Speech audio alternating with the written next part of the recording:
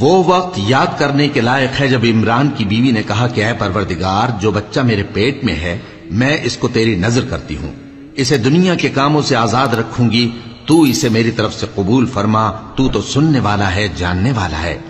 پھر جب ان کے ہاں بچہ پیدا ہوا تو کہنے لگی کہ پروردگار، میرے تو لڑکی ہوئی ہے، جبکہ اللہ خوب جانتا تھا جو ان کے ہاں ولادت ہوئی تھی، اور نہ ہوتا لڑکا مانند اس لڑکی کے۔ اور کہنے لگی میں نے اس کا نام مریم رکھا ہے، اور میں اس کو اور اس کی اولاد کو شیطان مردود سے تیری پناہ میں دیتی ہوں۔ تو اس کے پروردگار نے اس کو پسندیدگی کے ساتھ قبول فرمایا اور اسے اچھی طرح پرورش کیا، اور زکریا کو اس کا کفیل بنایا۔ زکریا جب کبھی عبادت گاہ میں اس کے پاس جاتے تو اس کے پاس کھانا پاتے۔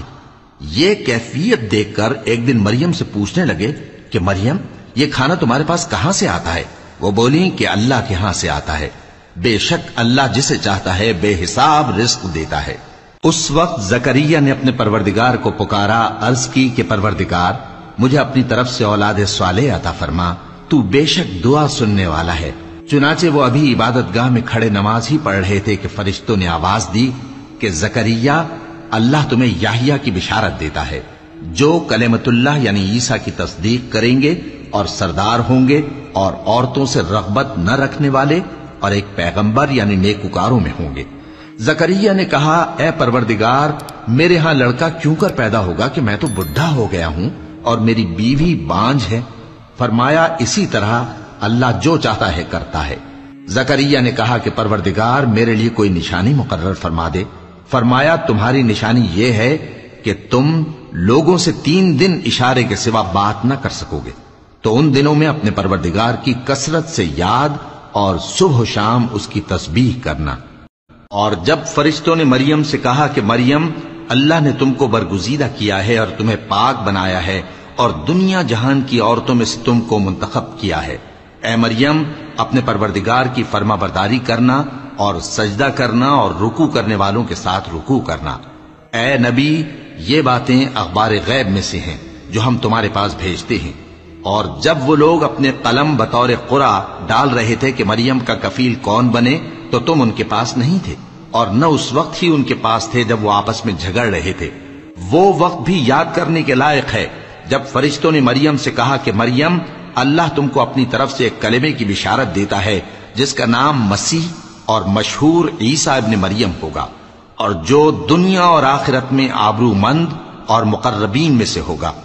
اور ماں کی گود میں اور بڑی عمر کا ہو کر دونوں حالتوں میں لوگوں سے یکساں گفتگو کرے گا اور نیکوکاروں میں ہوگا۔ مریم نے کہا کہ پروردگار، میرے ہاں بچہ کیوں کر ہوگا کہ کسی انسان نے مجھے ہاتھ تک تو لگایا نہیں؟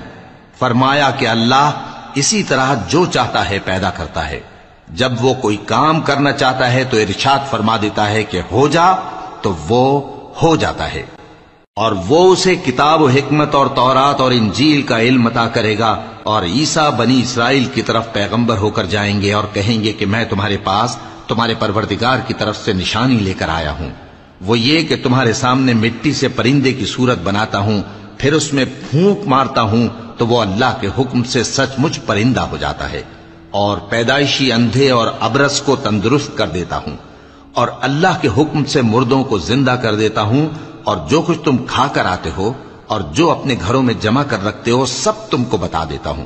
اگر تم صاحب ایمان ہو تو ان باتوں میں تمہارے لیے نشانی ہے، اور مجھ سے پہلے جو تورات نازل ہوئی تھی اس کی تصدیق بھی کرتا ہوں، اور میں اس لیے بھی آیا ہوں کہ بعض چیزیں جو تم پر حرام تھیں ان کو تمہارے لیے حلال کر دوں، اور میں تو تمہارے پروردگار کی طرف سے نشانی لے کر آیا ہوں، تو اللہ سے ڈرو اور میرا کہا مانو۔ کچھ شک نہیں کہ اللہ ہی میرا اور تمہارا پروردگار ہے، تو اسی کی عبادت کرو،